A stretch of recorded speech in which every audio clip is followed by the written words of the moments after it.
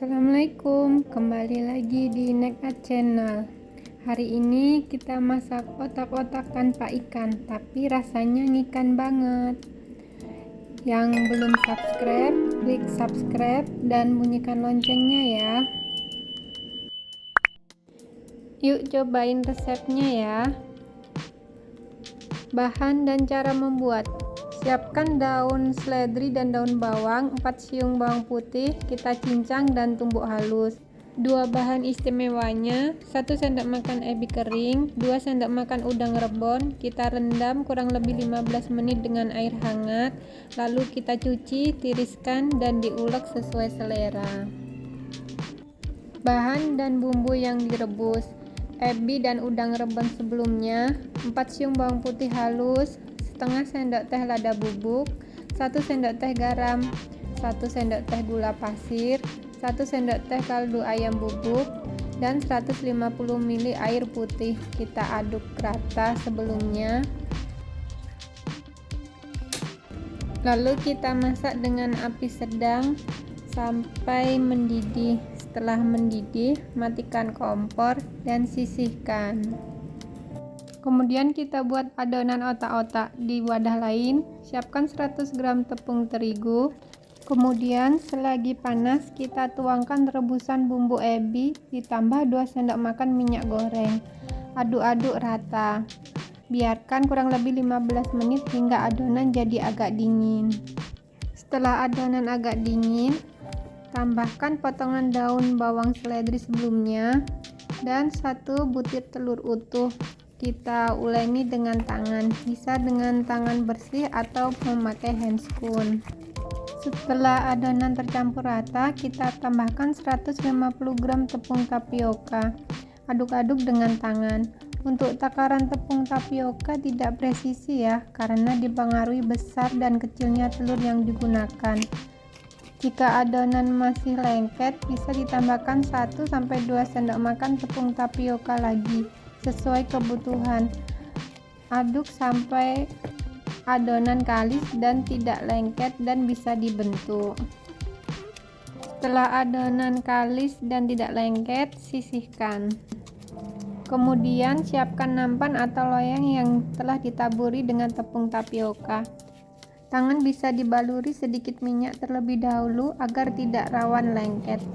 Ambil adonan kurang lebih 20 gram, kemudian dibulatkan, lalu digilik memanjang atau oval sesuai selera. Untuk beratnya disesuaikan kebutuhan saja ya. Lakukan sampai adonan habis. Satu resep ini saya mendapatkan 25 buah otak-otak dengan berat masing-masing 20 gram. Rebus secukupnya air hangat mendidih, ditambah 2 sendok makan minyak goreng.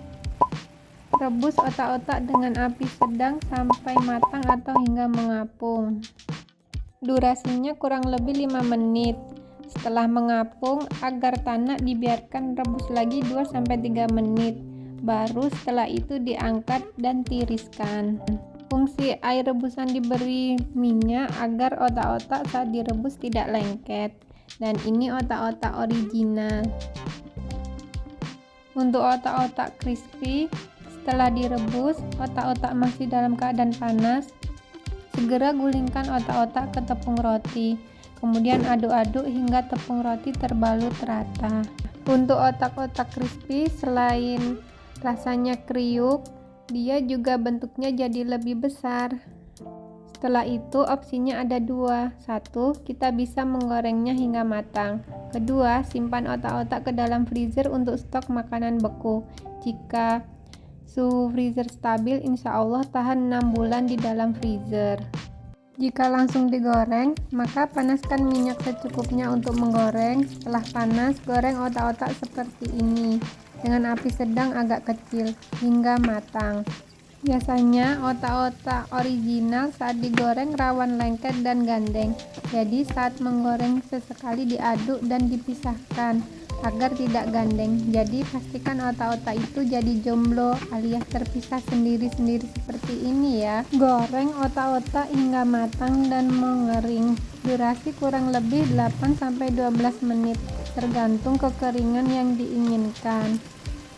Setelah matang, angkat dan tiriskan. Goreng sisanya hingga habis.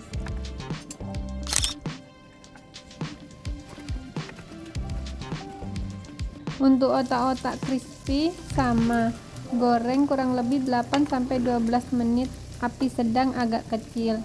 Untuk otak-otak crispy, dia tidak rawan lengket saat digoreng seperti versi original.